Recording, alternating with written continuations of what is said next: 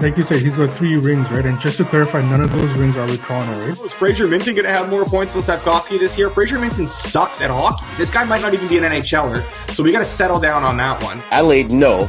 Minus 160 on will they show her holding a drink in her hand. They are 2 points behind the St. Louis Blues in the wild card, and they are. Oh, the Blues are dog water. The Blues suck. The Blues are the worst of those 4 teams that I mentioned by a mile. And they're not a good hockey team. Care, like have some set of balls, have some response, have some pride for what the hell goes on the ice. It's so absurd. I'm looking forward to the parade, but that's going to be later in the year. I'd rather have so money in that than have Arbor Soda Ball. I would rather stack a bunch of garbage that I have in the corner of my room over here than have Arbor Soda Ball in that. He's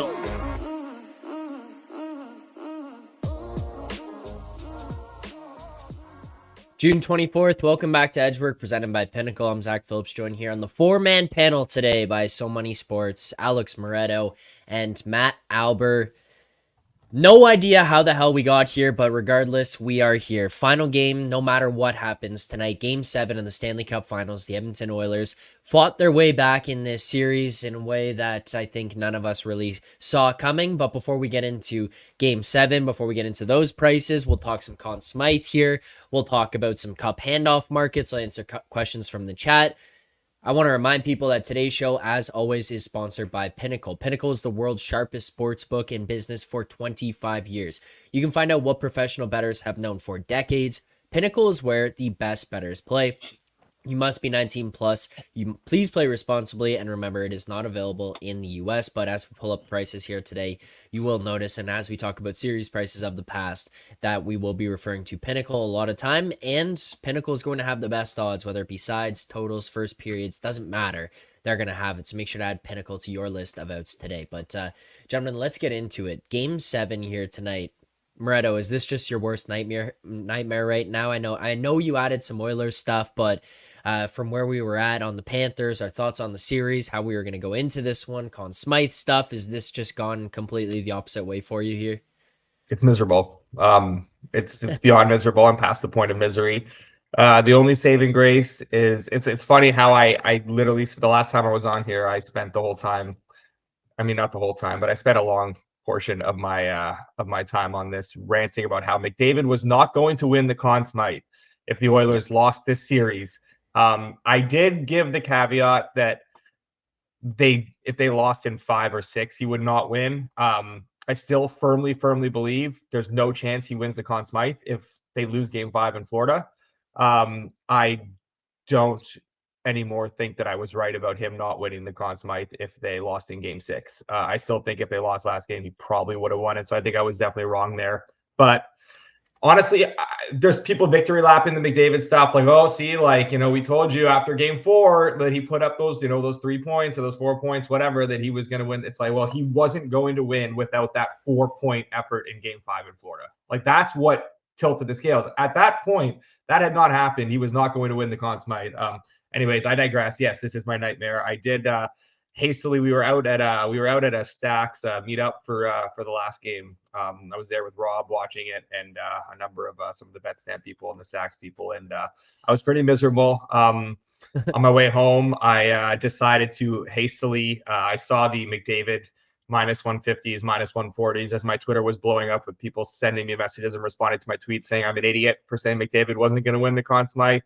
Thankful that all those tweets were sent my way because I was pretty pissed off about the whole thing and how it played out that I ended up finding all the, McDavid minus 150s, minus 160s, minus 140s that were out there and just obliterated them all. So I'm glad I was able to at least get some of that in to, absolve myself from the fact that Bobrovsky has 0 chance now. And I mean, no one has any chance. My hedge with Barkov to hedge the Bobrovsky also has no chance. So just amazing when you get like Polish middled like that. So yeah, I didn't see this coming, and here we are. And we'll talk about the game, but I'm still holding firm, still holding out hope. Well, I think today we can bounce around a little bit. I think it's fair to do. It's the last one. We have one game on the schedule. We go back and forth between Conn Smythe and tonight's game, and kind of, I guess, how the two tie together here as well.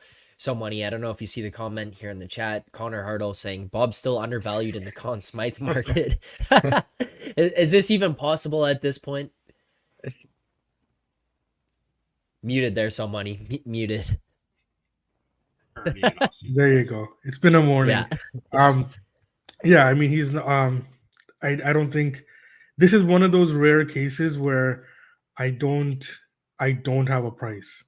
You can put any number on Bob, and I'm not gonna bet it, right? And this is one of those very, very rare cases that it shows up. I always like to stress that everybody has a price for everything, except Bob winning the Conn Smythe this season.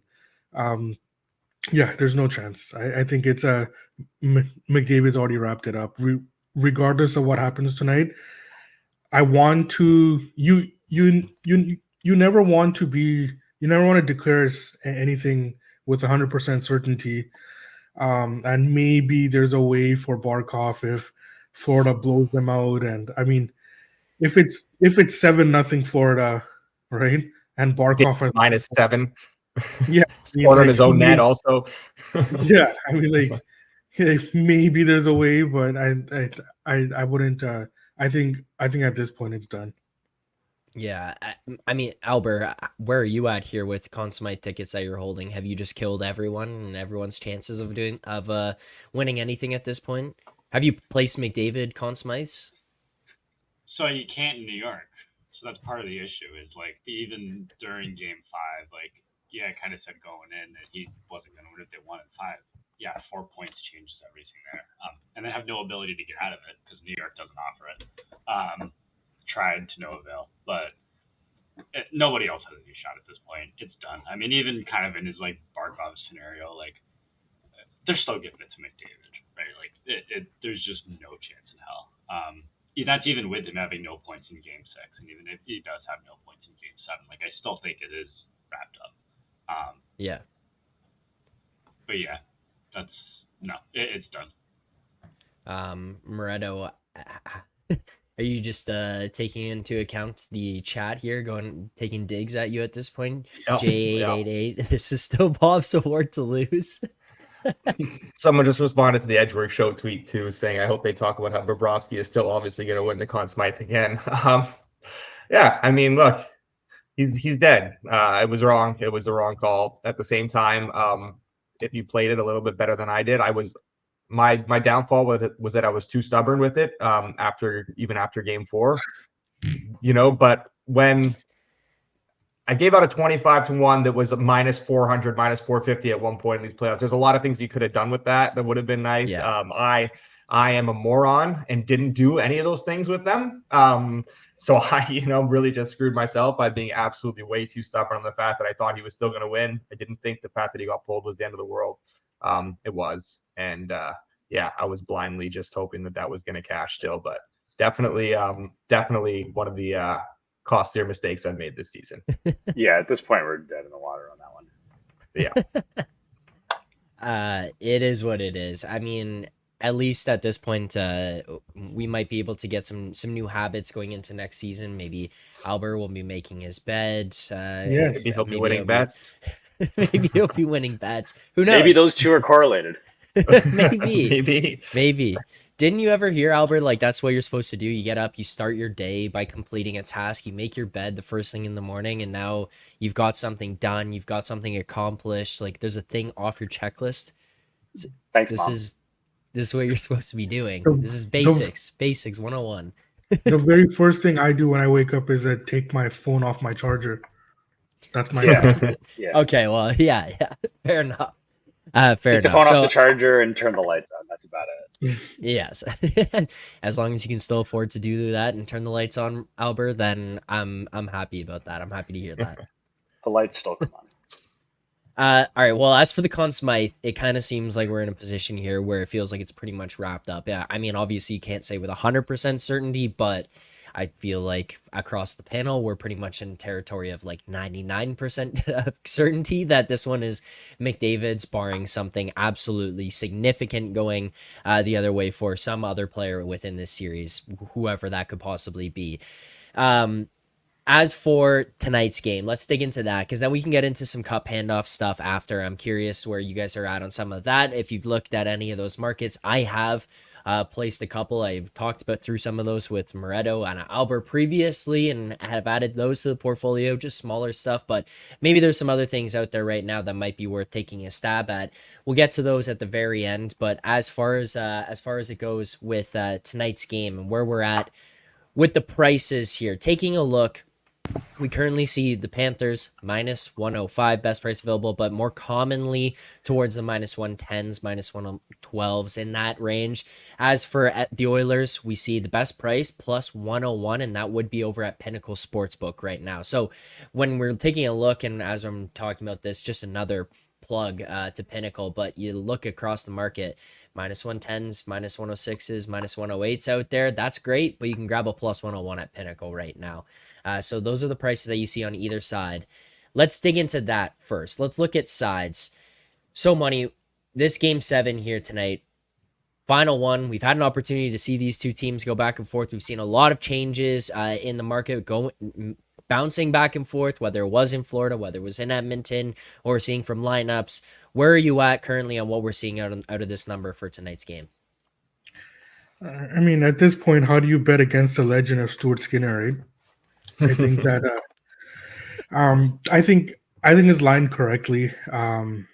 It's now I've talked about it before. I don't think there's any game to game momentum, right? Like the momentum you feel going into the next game is a shot off somebody's ass away from completely gone, right? So yeah, but the Oilers are doing a couple of things here. They've made a couple of adjustments, which I'm having trouble kind of figuring out if it's something the Oilers are doing or if there's something going on with the Panthers, right? So what I mean specifically is the first, when the Panthers were having success in this series, they were able to carry the puck into the zone. The Oilers have completely shut that down. Panthers zone entries are not the same that they were. They're not getting out of their own zone the same way that they were. They're not getting in on the forecheck. All of those things that define the Panthers this season are just not happening the last couple of games here.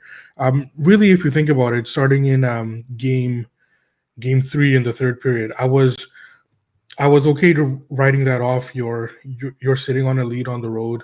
I'm not gonna ding you too much for not playing your game when you're trying to nurse a lead home. So I did write that off. But going back now, it did kind of start there. So I'm not and the Oilers they're getting in off the rush, right? And when they get the lead, they're doing what they've done all playoff season, right? They're just sitting on it. So I don't know if the Panthers can do anything differently at this point to generate more offense. I don't know if Montour's carrying an injury. There's a couple of guys there that are not the same, and they don't look like they're able to do the things that make the Panthers successful. So I think it's lined correctly. If anything, I don't envision this happening, but if we do see money coming in on Florida, I would be more inclined to bet Edmonton. But I do need plus money on that. And I did bet the under. Obviously, the 5.5s are not there anymore, or they're too juiced. But if the guys are okay with it, I think that if we can get under 5, around a plus 125, even a plus 120ish, that's where I'd be looking at an under 5 there. Well, I'll let the other gentleman jump in here and give their thoughts on that. As so money just brings up, under 5 plus 120 is best we're seeing right now in the BetStamp app. So money saying that's okay. Moretto, is this kind of the direction that you would look here as well? Are you good to approve this one? I can't believe. Look, there's under 5 plus 125 at Penny. I can't believe I'm gonna say this right now, but Bob is still good. Like, I still like Bob. Bob is great. Like, he's a veteran. I think he's been around the league so long. People are like, he's cooked. He wasn't at practice yesterday, and like, he's mentally broken. He's destroyed. I don't think he is. I think that he's a veteran guy who knows what he needs to do to get himself prepared for Game 7. That's why he wasn't on the ice yesterday. they're going to let him do his thing. Goalies are weird. Goalies can, Yeah. goalies will kind of take care of themselves. They're not going to put him in any situations, force him to do something he doesn't want to do. I think we're going to see a dialed in Bob. I like absolutely dialed in. I definitely do agree with the under in this game. I agree with the fact that I mean, Skinner's been fantastic, and I don't think he's even going to need to continue to be fantastic, because it's true the Oilers have completely changed their game in front of them to make it so that they're able to protect him and they're able to limit those high danger chances. Montour talked about how he doesn't look healthy. I don't know if he's not healthy or if he's just got the yips or what's going on, but like, he's costed himself a lot of money this summer, that's for sure. And the power play has been a disaster. That kind of factors in a little bit here too, towards the under, where like, does it even matter? Are you even going to get power play opportunities are going to be scarce, but even if you do, for Florida, Florida's not. Are the Oilers more likely to score shorthanded than the Panthers are in the power play at this point? I can't believe the level to which the Panthers have just completely collapsed on. And not to take away credit from the Oilers penalty kill, because they're applying good pressure and they're just being quick with their decision making. They're attacking pucks. They're not giving guys time. But like, the Panthers have been used to that, and they've been attacked that way before. These guys have such a good understanding of one another that I actually can't believe the way they've just like completely folded with the puck. It's been wild to see. They're definitely in their heads. But yeah, I agree with the under. In terms of the line of the game itself, I think we've gone too far. This is like bottom of the barrel stuff right now on Florida, and I get it. I'm not dying to bet Florida, because I understand the situation, obviously, and like, I think it's really hard you can model this with the best mathematicians and everything and data scientists and all that stuff in the world. I still don't think you can accurately know what the number should be for this game. You don't know the impact that this blowing this 3-0 lead has had on the Panthers. You don't know the impact of the momentum of this, the 3 games in a row that the Oilers have won. I think it's kind of hard to put a number on that. What's the character like in that room? We're not entirely sure yet, but I will say that, like, I think the Oilers would have loved to have this game played on Saturday. They would have loved to play the next day. They would have gladly flown right after the game to Florida to play that game. I don't think that this 2-day break is going to help them necessarily. If anything, it's going to be a little bit of a benefit to Florida to kind of get out of there, have a day off, clear their heads, and get back to things. I don't know. If for me, I've been banging this drum the whole time. I'm not ready to just give up now on the last, day of the season. I still believe Florida is the better team. I know the way things have played out now in these last few games. At the end of the day, it's still a 3-3 series, and I think we've maybe gone a little bit too far. It would be Florida or nothing for me. I will probably scrape up some of those prices, those under -110s, and have a little bit more Florida, and just let McDavid bend me over one last time and finish the job, because that's what he's done at this point, and it's just let him hurt me one more time. Yeah, that's an interesting visual. Yeah. Yeah, thanks for that visual.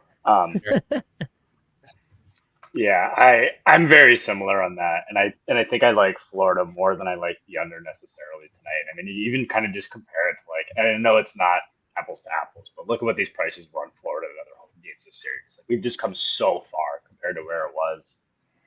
I agree, 110 is probably about a buy number. Whether I want to do it, because I'm also sitting on some Florida series still. Like, again, do I want McDavid to just kill me one last time this year? It would be a fitting end of this year. So I may end up there. I haven't really decided yet. As far as the total, I don't think I like the under quite as much. I just think, and I kind of touched on it going into the series, that if the Oilers were going to have success, it was going to need to be in kind of these just crazy high variance style games where you saw what Florida did in the first couple of games. It was Florida and under, Florida and under. Edmonton's kind of figured out that if they get to trade chances a little bit with Florida and they find a way to generate offense, that they're going to have success. So I liked the over a little bit yesterday when it got down to like 5 -125. At this point, the over actually took some money, so I don't think I'm going to get involved in the total. But I definitely do lean to Florida here. All right, well, as for tonight's game in the bets, so we'll lock in there that we will grab the under 5 +120. As somebody said, we're still good at that number. Look around, Moretto did bring up at Pinnacle +125, but just for the sake of tracking and verified numbers here on the BetSamp app, we are pulling in the +120. So that's going to be where we're going to grab. We will recap this at the very end, but one other market that or one other thing that I wanted to kind of discuss here with this as we're going through before we get to the final market. Comment brought up here by Snelly. You mentioned it twice, discussing first, if Edmonton blows the doors off Florida tonight, will Maurice catch a lot of slack for not at least starting Stolarz in game 5 or 6 to give Bob a rest? 213 games in 3 seasons is way too much for Bob. Just starting off, I think no, there's no shot that that's going to be the case. You're looking at Stanley Cup opportunity to close it out. You're not looking to rest guys. You're not looking to get them in for the next game or have them come back for the next game. You're looking at Sergei Bobrovsky, who at that point, until basically game 4, was still in position where we all thought, or most of us, I guess, thought he was a Conn Smythe candidate or leading Conn Smythe candidate here on the show. You're not resting the guy going into game 5. You're expecting that a veteran player with that much experience under his belt can find a way to bounce back. It doesn't necessarily look like this is fatigue. This looks more like, in my opinion, at least what Somani has brought up numerous times with Bob throughout the playoffs, is that at some point here you could get a Bob stinker, or he could fall off a cliff out of nowhere. It kind of feels like that's more so what it is than general fatigue. I don't know if I'm completely off base here, Moretto. No, I completely agree. I don't see how you turn to him at any point in this series. Like he's largely the reason they were up 3-0 to begin with. They rested him, if you will, in game 4 by pulling him pretty early in the second period. That's basically what that was. We talked about that in our last show, how it wasn't really that he was getting pulled. It was more just, this game's done. The team is not playing in front of him. Let's protect him. Let's rest him. So they kind of did that in game 4.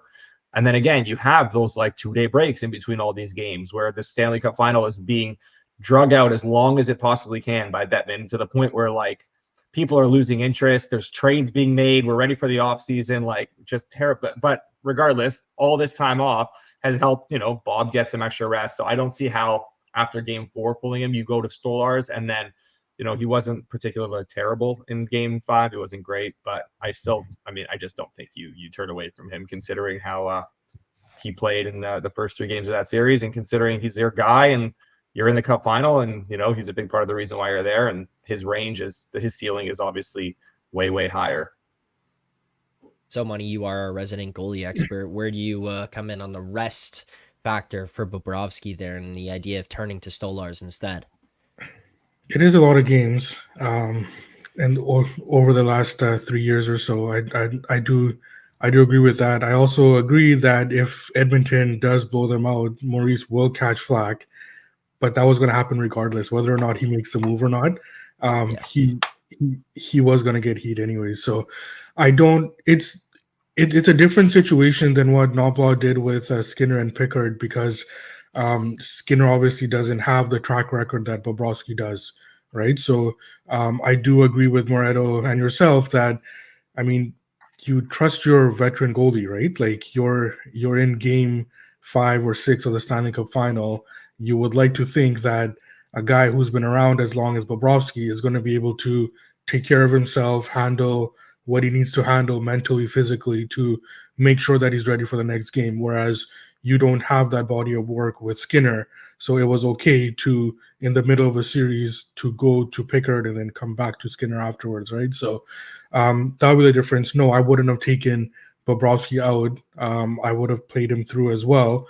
And at the same time, if the Oilers do blow them out, yes, Maurice is going to get flack for doing exactly what he was supposed to do in that situation. Yeah. And as Connor here is bringing up as well, I don't know if this is confirmed. I can't remember exactly when it started. It feels like it was years ago, but game 1, June 8th. Like, we're looking at Canada Day weekend coming up here. July 4th coming up next week. Like, it's fucking insane to have it spread out this long. Wow. Like it's ridiculous. I kind of wanted every team to just make some like big trades this weekend and just really take away some of the attention on this, just to show the league like, what the hell are you doing? Habs got to go out and get Trevor Zegras to make things interesting. Speaking of which, Dave Pignotta just reported the Rangers are one of the teams with interests that have expressed interest in Trevor Zegras. So I'm glad I could pull you into this conversation. Yeah, that won't happen. There's no spot for him. Never say never, my friend. But the Bobrovsky thing, right? Like, I don't see where you would have done it. If you're saying you would have done it for game 5, you're not pulling him halfway through the game with a 2-day break in the middle and not playing him in the next home game.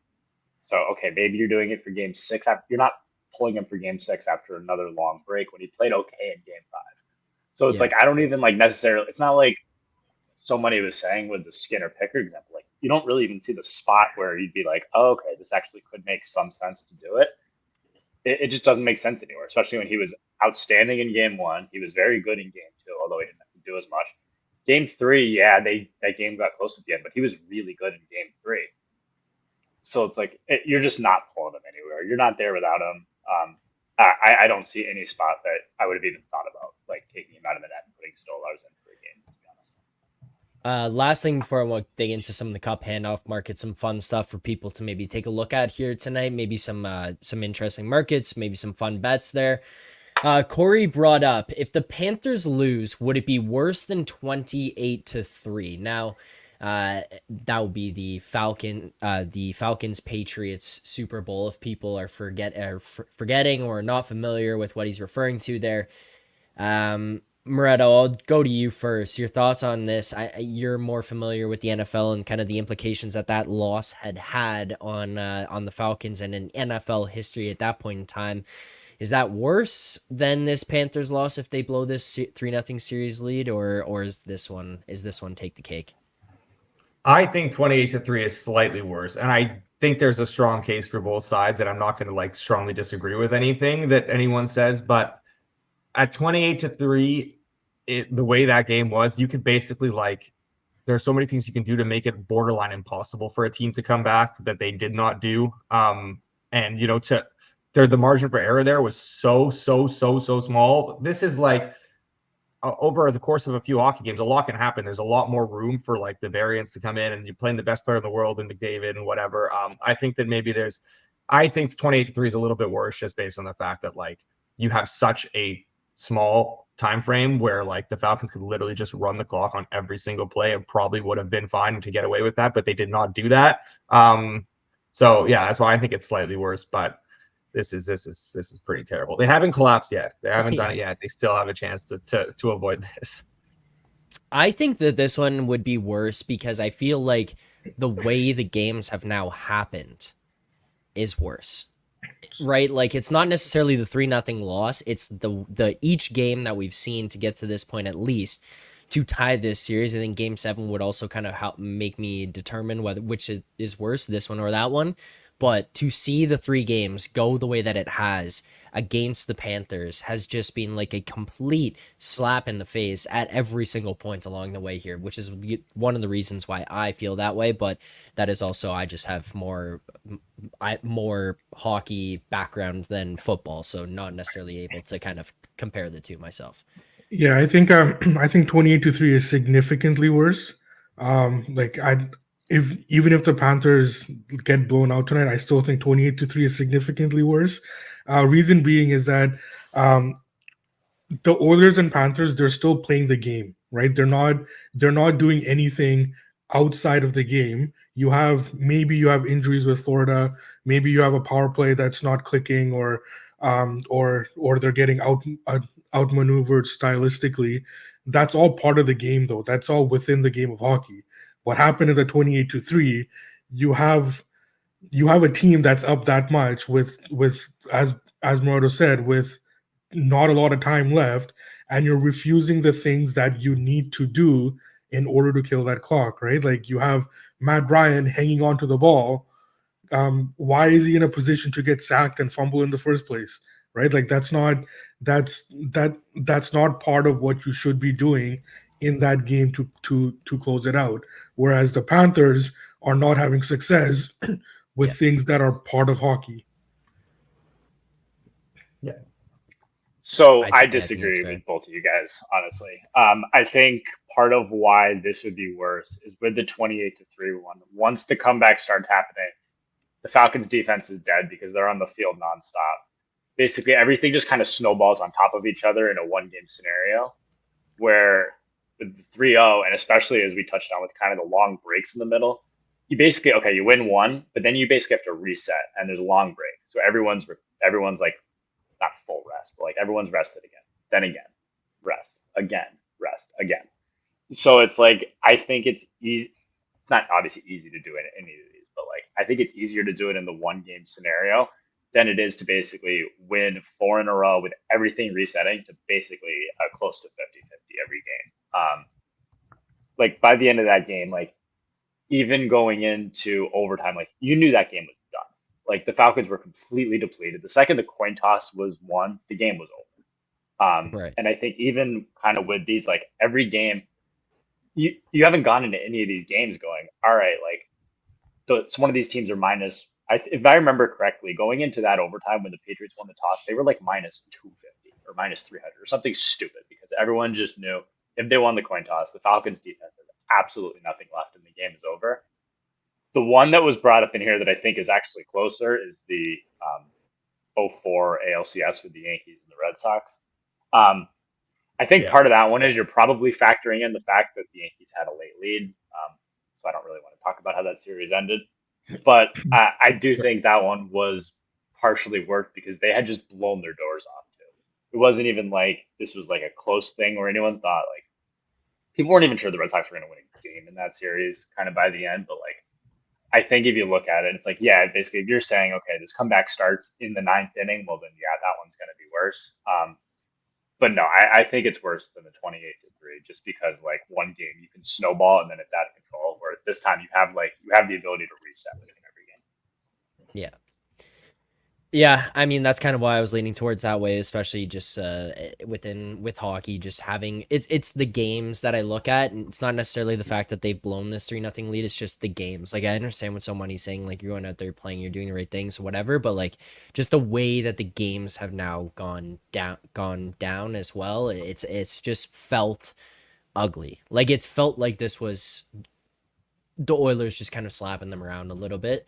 Not necessarily if you're watching it, but I'd say like you look at the scores after the fact and you're like, wow, what the hell has happened here? How did this one get away? That's kind of my perspective. So I think the interesting thing kind of touching on that is like if you looked at especially the score in game 6 and you didn't watch the game, I assume you're thinking, okay, McDavid had another big night. McDavid didn't have a point in game 6. Bouchard didn't have a point in game 6.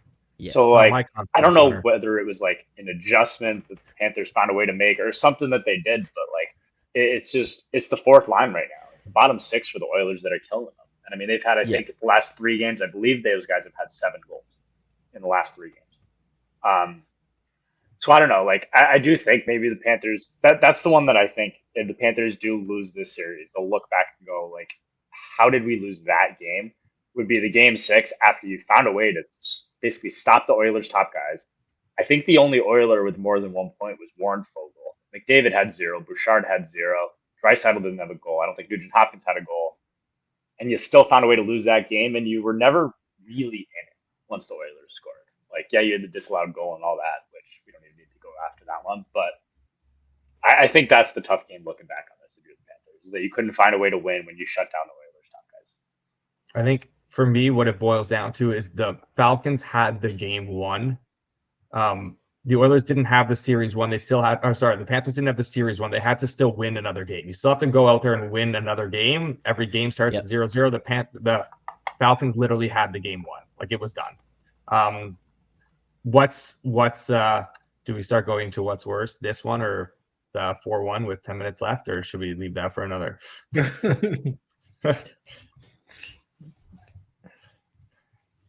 All right, we'll leave that for another time. Come on. Yeah, we don't need to dig into that.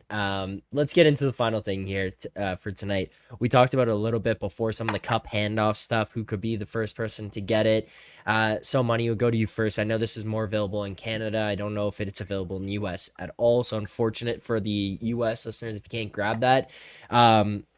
So Money, have you looked at any of the cup handoff stuff? Are there any bets that are sticking out to you, whether it be for the Panthers, for the Oilers, exactas, who gets it in what order, who gets it first? Are there any bets that are sticking out to you as maybe some good numbers to be looking at ahead of Game 7 here tonight, knowing the Stanley Cup will be handed out at the end of this one? Yeah, I think I mentioned it like last month when the series first started. I do have handoffs here. I've got RNH and I've got Ekblad as well. And just to reiterate some reasons were just how long the players have been with the teams. Yes, Oposo does worry me a bit, but I don't even know if he's playing again tonight, right? So if he gets back in the lineup, then yeah, like he does worry me. Bobrovsky also worries me because of the way the last couple of games have gone. I think that if the Panthers do win, then the narrative is there, especially if Bob had a good game, that he touches it first, right? So I think that's another reason why I'm another one of many reasons why I do have a rooting interest on the Oilers tonight, because I think that there's a much better chance that Nugent Hopkins gets the handoff first, because Florida has a couple of guys there that I can easily make a case for. For the Oilers, the only other guy that I can make a case for is Draisaitl. But I don't think that's going to happen. I think if the Oilers do win the cup, then McDavid is going to give it to RNH first. Moretto, any ones that you've taken a look at here? I completely agree that it's got to be Nuge. If it's the Oilers, without a doubt, I think he's the guy who gets it. I don't think it is going to be the Oilers. And stop me if you've heard this before, but my money's with Bob. My money's with Bob here. I do think that if they win tonight, and it'll be partially down to the fact that Bob had a good game, just given the adversity that he's battled through now these last few days and the storylines that have come out and stuff. Obviously, going to be missing out on the Conn Smythe. He's been with them for a while. He's got the age factor very much working for him. I do think he'd be the guy that gets it now. There's strong cases for Ekblad, obviously being, what was he there? He was their first overall pick, and he's been there his whole career, right? Okposo, I don't fully see it. Unless he, I think we talked about this, unless he comes out and says he's retiring but again, or he told them internally that he's retiring at the end of this season, maybe that pushes him over the top. I still don't fully see it. I think he'll get it pretty early, but I don't think he would get it in this case before Bob.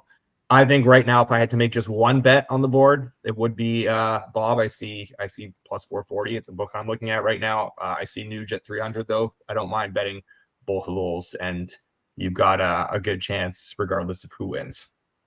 Yeah. Alber, I know you can't bet this, but I don't know if you have any opinions on it. Yeah, I actually had to go the other day and find the Canadian site to even be able to see the odds for it. I think the only thing with Okposo is I don't even know if him playing in the game would matter. I think if he does tell them he's retiring, whether he plays in the game or not, I think he has a chance to be the first one. I do agree if it's the Oilers, it's RNH. I obviously haven't bet anything in this. I do agree that Bobrovsky's probably the best bet there, especially if they were to win. He probably has a good rebound game, and he's so loved in that locker room. You can tell that. I do think there's pretty good chance that he would get it as Florida. All right, there you go. There's some different markets to look at ahead of tonight. Maybe some other stuff to add to your portfolio. J888 asking what book is Moretto looking at. That would be a blue and white sports book that you could take. Black and blue if you're in the U.S. Rhymes with Schmanwool. Yeah. Yes. Exactly. Former employer of yours truly. Last thing I want to address before we end the show here today, the last one, Connor Hartle. And this would apply to Moretto as well. But Zach and so many, are you rooting for the cup to go back to Canada, or do you only want that for the Leafs, Canucks, and throw in the Canadians here as well? Yeah, well, I will. The Canadians don't even count. What is this? yeah, I know. How did he leave that out? I'll just say this. I think Moretto and I are probably a closer page here. I don't know if so money is on the same one, but for the most part here, people in Canada do not give a fuck about the cup coming back to Canada unless it's to their own teams. Personally, I think if you're cheering for the cup to come back to Canada, if you're like, oh, it's okay if the cup comes back to Canada, that's a different story. If you're actively rooting for the cup to come back to Canada because you miss it here or you want it back north of the border, you're a fake fan of your own team. You're a fraudulent fan of your own team if you're cheering for the Edmonton Oilers to be bringing this Stanley Cup back. There's no world that this is acceptable to, if you're a Leafs fan, to be cheering for the Edmonton Oilers to win the Stanley Cup. You're That's just fraudulent fandom, in my opinion. And the other thing is, there's this whole Canadian American. Oh, the Canadians are. Oh, they're not that good because the cup stays in America. The cup stays in America. Pull up a goddamn roster and see what the percentage is of players from what countries they're from. Most of these countries is just filled with Canadians. It's just all Canadians on all these rosters. So no one cares about. I don't think anyone cares about the fact that the cup stayed in the U.S. Personally, I don't think so. Especially when you look at that and we get this knock from the Americans that, oh yeah, you know, the cup, you guys can't win it up there in Canada. Yeah, the teams can't win it, but all the players from Canada are winning it on teams in the States. That's my thoughts on it. So money. I saw you making some faces while I was talking about that. Yeah, so it's not. I am cheering for Edmonton, but it's not necessarily because of the cup needs to return to Canada. I don't like. I hate listening to stupid narratives, right? So one of the narratives is Canada can't win the like how you just mentioned with the Canada US thing, right? That's just a stupid narrative. I just don't want to hear it, right? So that's one of the reasons I want Edmonton to win. The other reason, and I've touched on this extensively before, is another stupid narrative of comparing comparing star players and generational talents based on the amount of rings that they accumulate.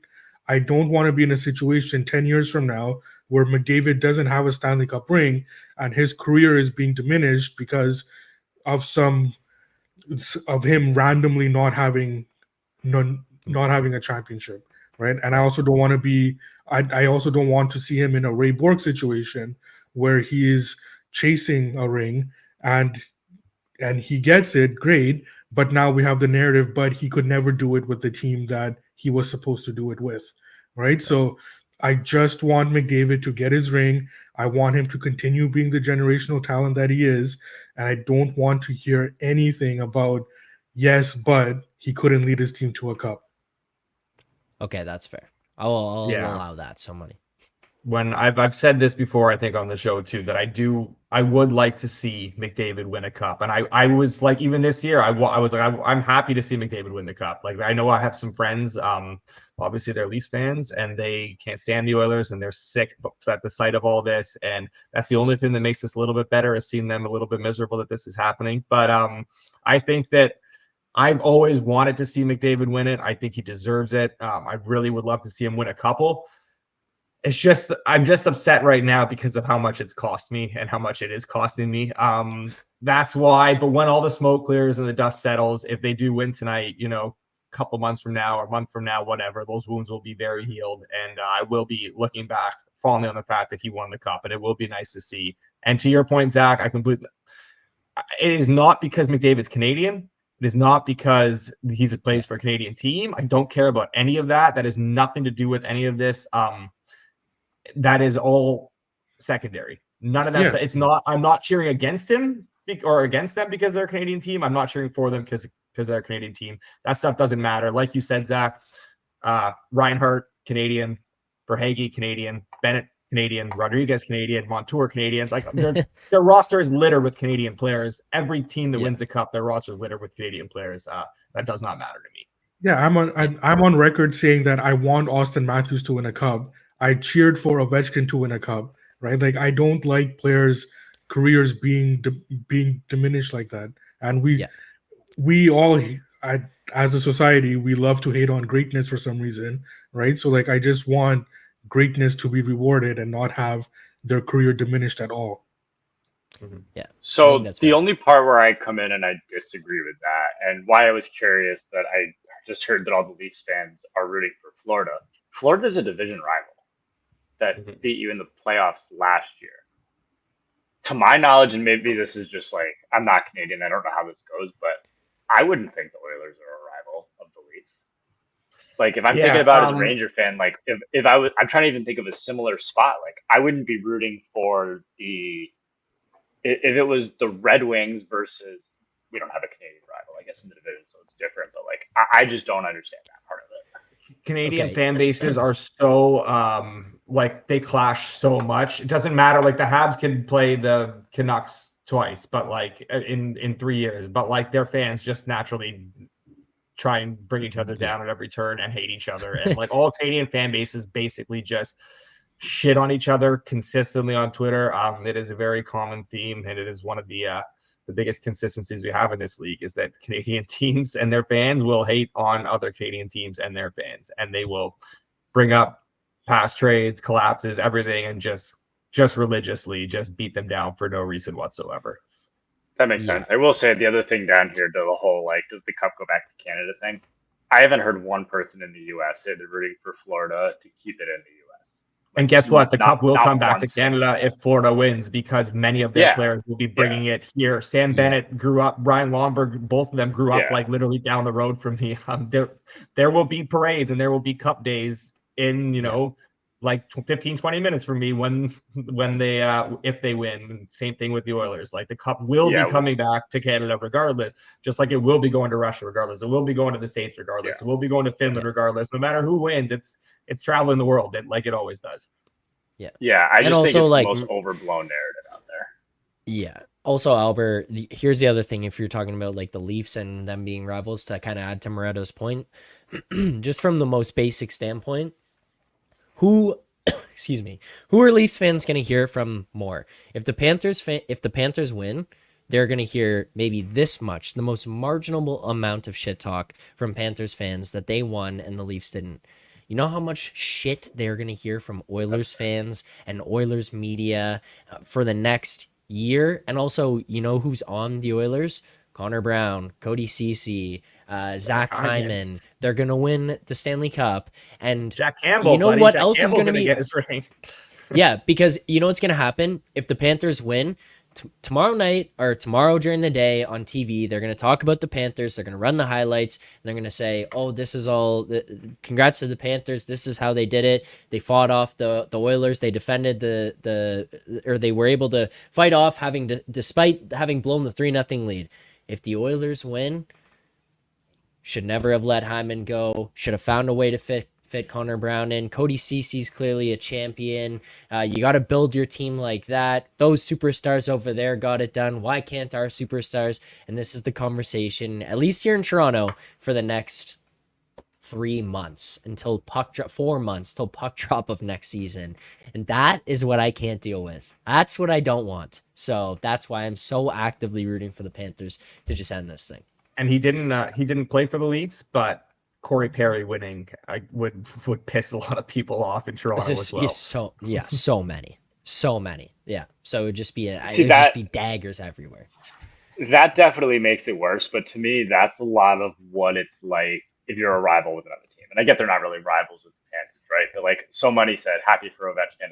I was never rooting for Ovechkin to win Cup ever. Like he's one of your division rivals. Like to me, like that's something I don't root for. Like Crosby would never root for him in a Cup final. Like if the Devils were going to get, like no matter what, like I don't care how great these guys are. If they're on my division rival, I'm not going to root for them. They go somewhere else, okay, sure. Right. But like that to me, I think does more than the whole Canada-US thing. Yeah. Crosby against the Bruins, who are you rooting for? It happened in 2013, and I was rooting for Pittsburgh. Okay. But that's I was just curious. We don't need to go down that road. And obviously they got swept, if I remember right. All right. Well, that'll do it for the Edgework Show this season. Taking a look over at our best bets here. If you go over to the BetStamp app in the Find Better section as Edgework HQ, our final bet of the year, under 5 plus 120 for Game 7 of the Stanley Cup Final between the Oilers and the Panthers. That is our final bet. You can find all the bets that we've placed this season, last season, combined in the playoffs, whatever it is, however you want to break it down, over in the BetStamp app in the Find Better section as Edgework HQ, under 5 plus 120. Gentlemen, thank you so much for doing this here today. Thanks for doing this all season. To everyone in the chat, thank you guys for participating, watching, liking, subscribing, all that stuff. We talked about it at the end of each of the last shows. You know, this could be the last one. This could be the last one. This one, it is the last one. It is the last one of the 2023-2024 NHL season. So thank you guys so much for following along, for the support, and for being with us every step of the way. We do greatly appreciate it. We will be back likely with some off-season coverage very soon. But until then, thank you very much. Hit that like button on the way out. Enjoy the game tonight. Good luck on your bets.